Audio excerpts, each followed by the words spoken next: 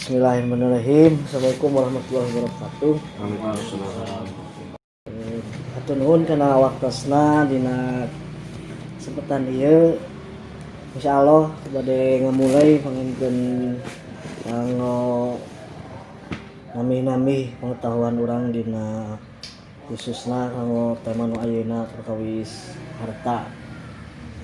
Lajeng kadituna panginkeun kaitanana sareng hiji tugas amilin atau nanti pengurus lajismu berkaitan sareng zakat infak sodako.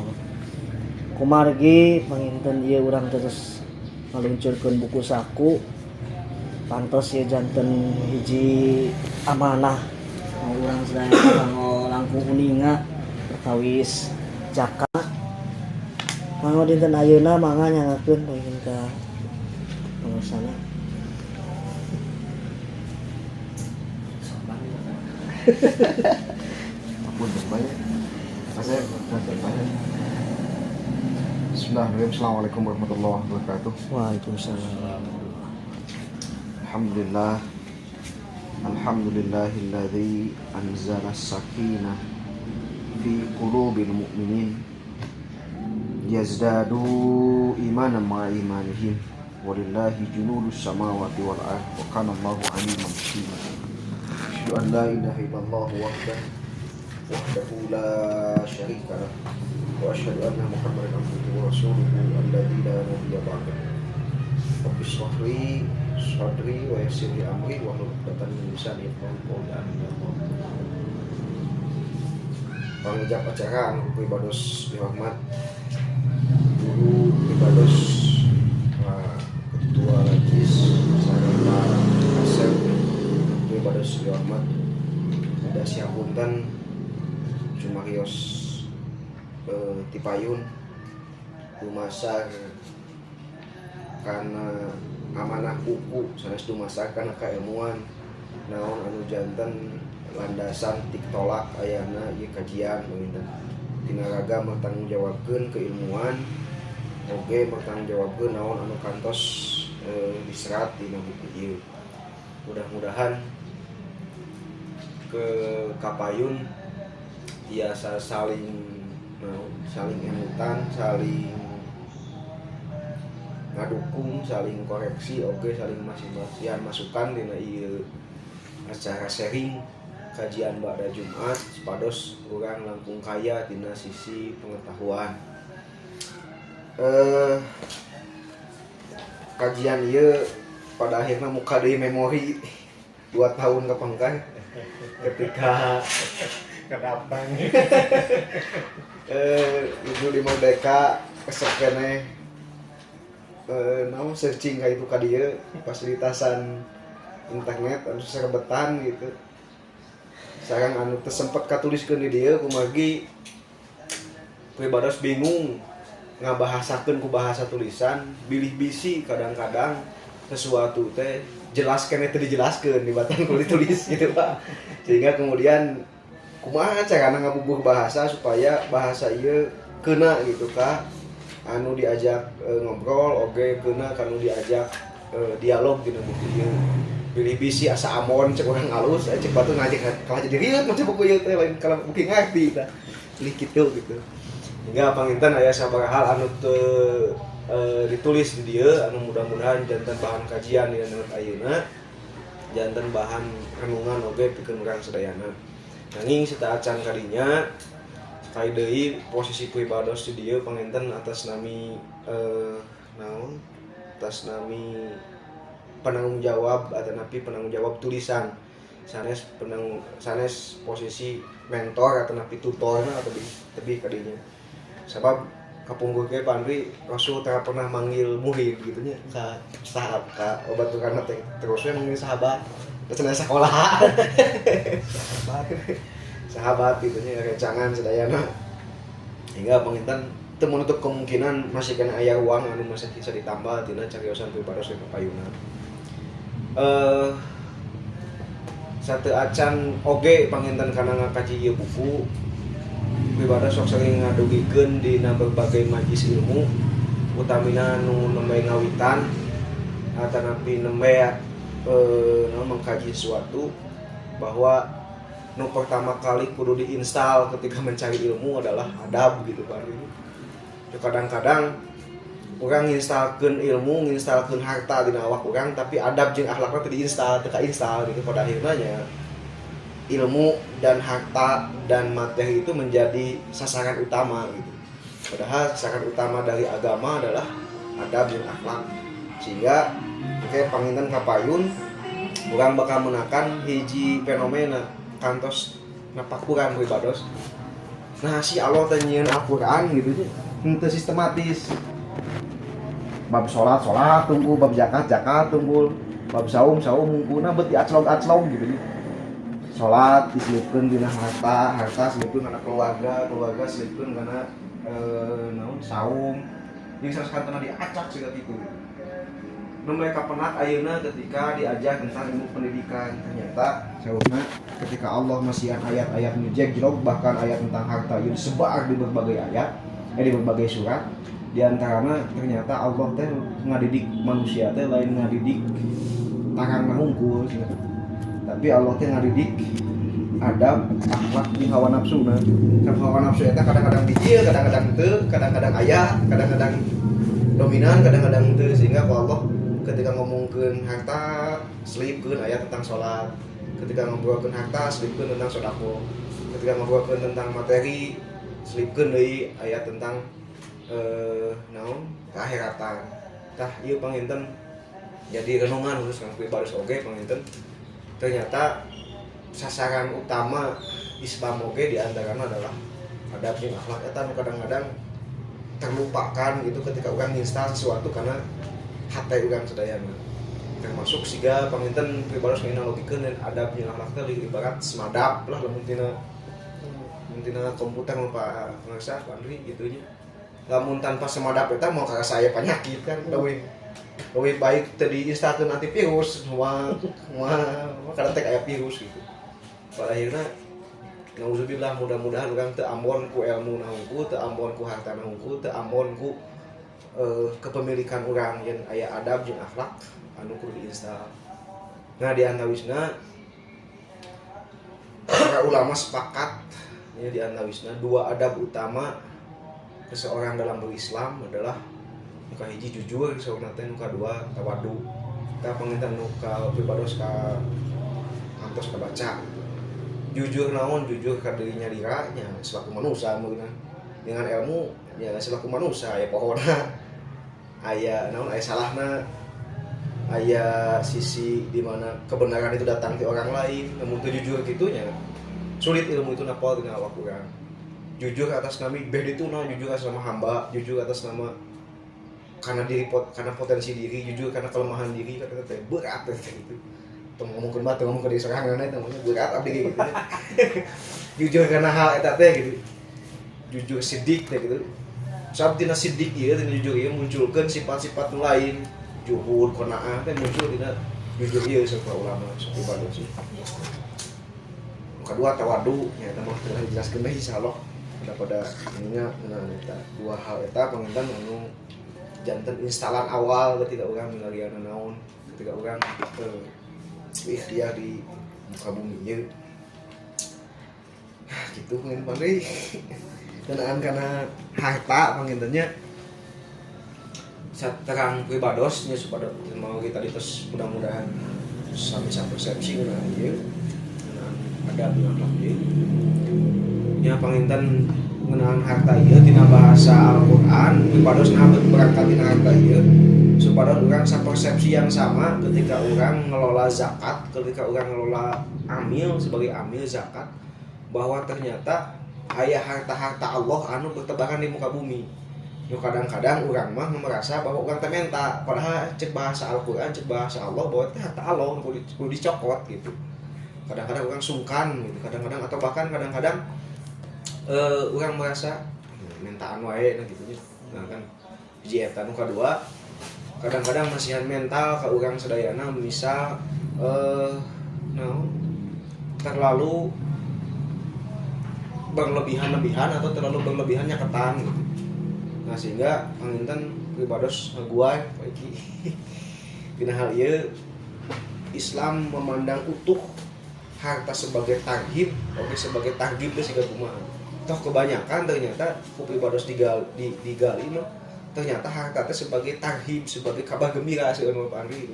Tapi itu wani nepikeun di masjid teh bilih bisi kalah ka nyeret kadinya terus gitu bahasa. Nah, tina sisi bahasa harta ieu tina bahasa Al-Qur'an disebut mal. Mala yamilu mailan, sesuatu anu dengdek gitu pangri. Bukan ka di tengah, dengdek ka dieu teh berarti harta gitu. Tah 4 madhab memandang harta ieu beda. Di antarana madhab anu beda teh punten 4 madhab. Di antara 4 madhab ieu hiji madhab anu berbeda mengenai pandangan tentang harta. Anu tilu sepakat Imam Malik, Imam Hambali, sareng Imam Syafi'i bahwa harta teh sesuatu anu dimiliki dalam bentuk materi dan pemanfaatanna. Pami Imam Hanafi, harta teh ternyata sesuatu anu sifatna katingali dan bernilai gitu nya. Manfaat atau tidak menjadi ukuran berbeda so Imam Hanafi mah gitu nya. Nah, pakuran nah bisa berbeda dari sisi pemikiran 4 madhab eta karena memang Imam Hanafi itu tumbuh dan lahir di daerah semenanjung Irak gitu, daerah Irak gitu. Jauh di Arab, oke panginten tina sisi peradaban di bukannya banyak apa bebas bacaan acan kantos ningal dengan kantos macam ternyata orang Irak di sisi peradaban itu lebih kompleks sebatan orang Arab jeung orang Madinah seperti itu sehingga kemudian memerlukan ijtihad anu tarik gitu terkait berbagai fenomena hukum Islam diterapkan di Irak sehingga Imam Hanafi mah terkenal karena kias sekarang karena logika yang dominan gitu jarang menggunakan dalil sehingga hiji waktu lamun Imam Maliki, Imam Syafi'i, Imam Hambali ketika ditanya hukum wajib ngajawabna menurut Quran dan Sunnah ketika ditaros apa ada Quran Sunnah ketika kita ngajawab Imam Maliki begitu bahasa tapi Imam Hanafi jawabannya selalu bermain logika gitu tah nu hebatnya ieu pelajaran ibadah salira ketika muridna mempertanyakan sesuatu anu ayat Imam Malik beda jeung Imam Hanafi ditulis kemudian disampaikan ke Imam Malik tah cek Imam Hanafi mah kieu cenah ternyata jawaban cek Imam Malik ka Imam Hanafi dalam urang cenah teu lahir di dieu urangnya bakal siga Imam Hanafi gitu kecek dah cek Imam Hanafi mah lamun imam ieu siga masjid bakal juga masjid kias teh gaya mikir kias nanti senang dipuji gitu ke Imam Malik teh sehingga kemudian ngasih kesimpulan bahwa tina 4 interaksi eta nya anu namina prinsip mah aya di dapur urang gitu tapi anu kudu disuguhkeun di hadapan imam adalah kebaikan gitu padahal prinsip MU misalnya abi prinsip PMI atau Persis atau prinsip dina hati urang adapun ketika berinteraksi adalah kebaikan gitu kudu tampil mah gitu tah begitupun tina masalah harta ieu ieu teh naon pergolakan anu lami gitu ketika muncul tentang fikih harta ieu di antara 4 mazhab eta anu pada akhirna kabayang zaman ayeuna gitu pasatnya zaman ayeuna anu cek Imam Malik dan 3 mazhab nu lain mah harta teh adalah sesuatu yang sifatnya materi dan bisa diambil manfaatnya so Imam Hanafi mah harta teh materi dan bernilai gitu pada akhirnya ayeuna kabukti nama siga punten GoPay ATM gitu nya eta lain gitu nya kadang-kadang bingung kan aya teu kan teu gitu teh buat tulisan hungkul buat gitu aja aktos tina HP abi tina ATM nya atau di Pak Asep misalnya sampai gosen eta teh atos teh aya teu gitu buat angka hungkul eta mah gitu atau misal namun materai eta harta bukan gitu tapi dari hilikeun tuh payu gitu tapi eta bernilai kan jadi pergolakan anu rame ketika di zaman ayeuna nembe kabaruka terkait harta eta gitu. Kapungkur mah teu kabayang bernilai itu kumaha ilustrasikeun ya kumaha, tapi ayeuna semakin ngerucuk, semakin kabaruka gitu. Bahkan beh dieuna panginten di antawisna ayeuna urang menghadapi fenomena e-commerce panginten segala sesuatu uang teh bakal dielektronikeun gitu. Apakah uangnya ada kan belum tentu gitu. Hanya nominal. Yang kedua ngumpulin HP teh 2 juta. Tapi uangnya mau di mana kan tak apa gitu. Terang bukan kayak warnanya di mana. Tah, meureun cenah ieu belok. Covid geus menuju ka dinya itu menuju satu warga negara Tiongkok bukan begitu. Neo PKI teh ayeuna gitu. Bahwa menuju negara eta terus kemudian harta urang geus di kalau ku eta duit teh eueuh sebenarnya mah kan hanya ku angka dina HP angka dina harta yang ngumpul gitu. Bahwa uangnya di mana nyeruka. Tah balik teh jauh teh. Lah udah mentas jaya detik udah tong aya we batok. Tah malah ya milunya mal teh sifatna pamisah bahasa Pak Kiai Pak Andri di sama orang sebut mufrad gitu artinya amwal jamak plural gitu. Ternyata Allah seueuna nyebutkeun harta teh dalam bentuk amwal hampir 65 kali Allah nyebutkeun amwal, sedangkan harta Allah nyebutkeun kan 20 hiji kali gitu. Tah Islam mahatikeun gede gitu terkait harta ieu sehingga lebih ka disebut dalam kana 80 genepna berarti mere perhatian serius terkait harta ieu. Bahkan satu-satunya ajaran agama anu memberikan berbagai transaksi penamaan anu beda terkait harta cuman Islam. Aya bayi gitu nya, aya rohan, aya dainun, duyun, aya sirkah gitu. Aya tijaroh gitu nya. Kadang-kadang sebut khair, kadang sebut fadlullah gitu. Oh eta teh mau digali gitu nya. Hebat Islam gitu menjelma gitu.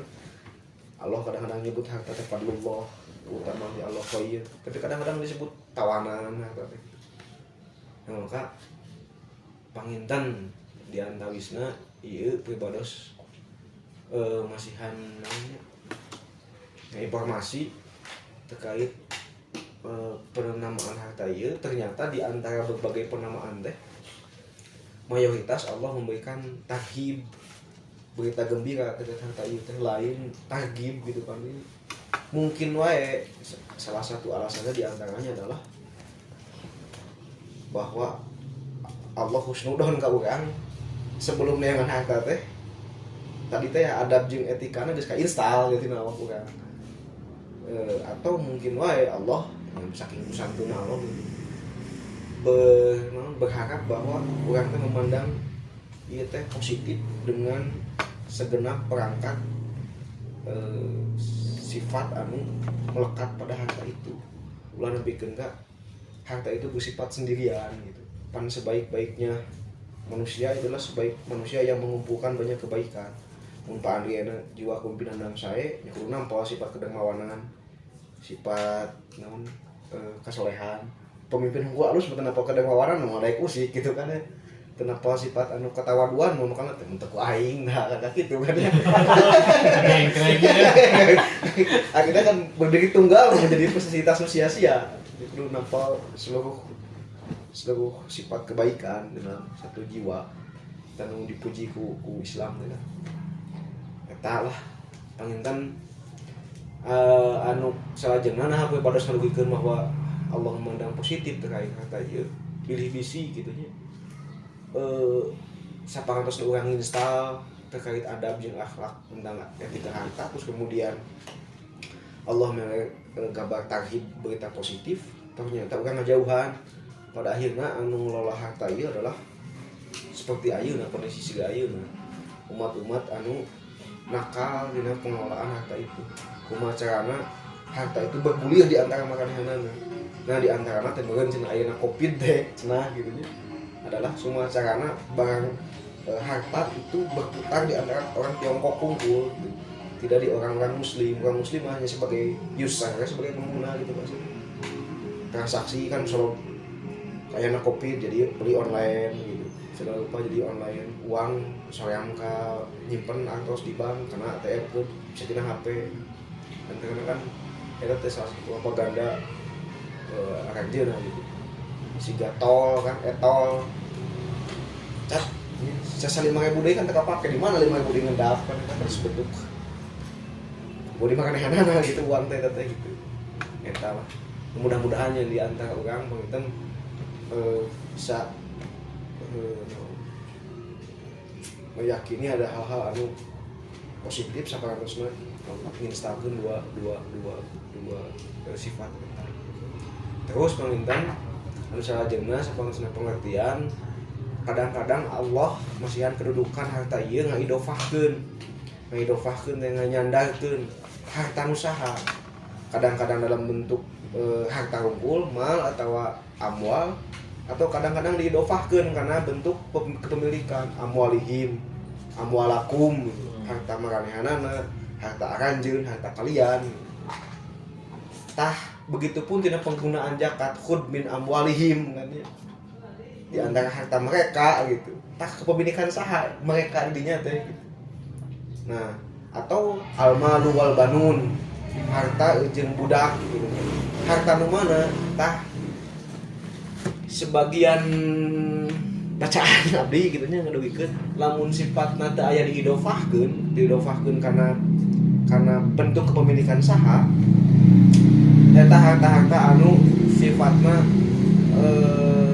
orang teu berlebih tina sisi kecondonganana gitu.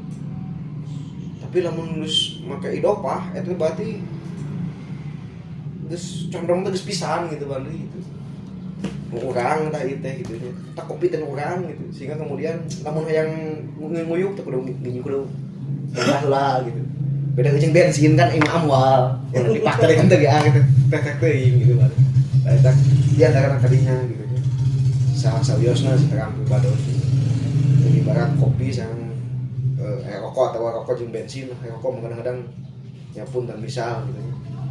Cokot sebatang, bisa cokot 2 batang, kadang-kadang tek gitu nya ya.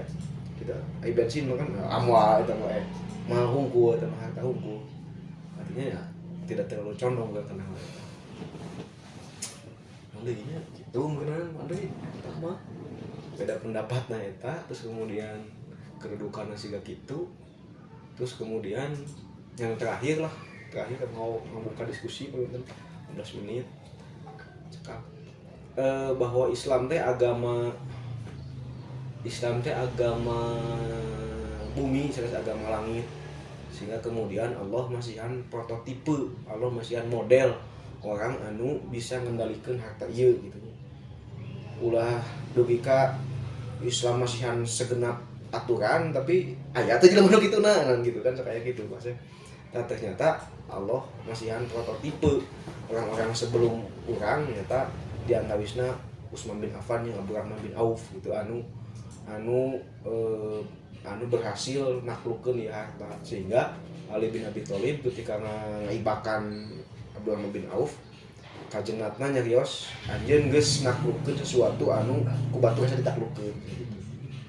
Karena anjeun geus naklukkeun harta anu cepat batur hese naklukkeun eta teh gitu. Nah, Abdurrahman bin Auf teh salah sawiosna mengenai jadi tadi kira oge nu pribados gitu adalah satu saalo jeung Utsman teh gitu, karena bapakna Affan sareng Auf tadi hampir raka gitu. Abdurrahman bin Auf dapat hidayah dari Utsman bin Affan ketika di pasar, sanes di masjid gitu nya. Ketika cara dagang Utsman lah, cara dagang Rasulullah SAW kabeh tanah begitu dagang teh cik. Makanya ternyata lebih beungar gitu. Itu masuk Islam. Padahal masuk Islam ketika nya iya cara dagang anu kahati teh gitu, anu logik teh gitu. Sehingga penginten diajak lebet Islam, ketika awal lebet Islam kantos sedekah sebacaan pribadosnya versi Syekh Google kantos sedekah 3,5 triliun ketika awal masuk Islam tina ka Baitul Mal 3,5 triliun. Terus kemudian ketika perang Badar hampir 4 triliunan ketika perang Badar. Padahal perang Badar itu saparantosna Abdurrahman bin Auf ninggalkeun harta di Mekah. Istrina diajakan hijrah alim mending harta wes loba ini bangri sapat-opat harta istrina teh gitu tinggalkeun we bin Auf teh.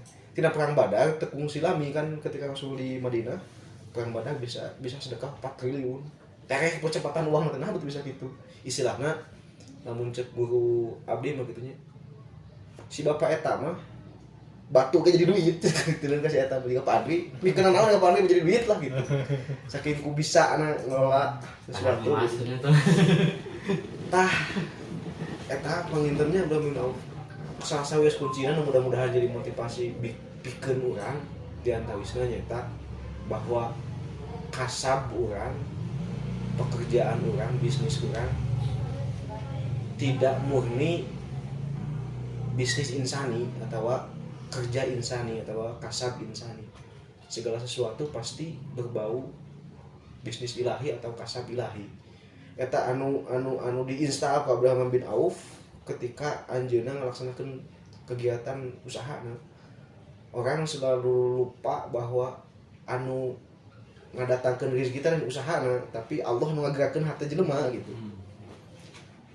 Pribadi nganalogikeun puntennya ngadawikeun pengalaman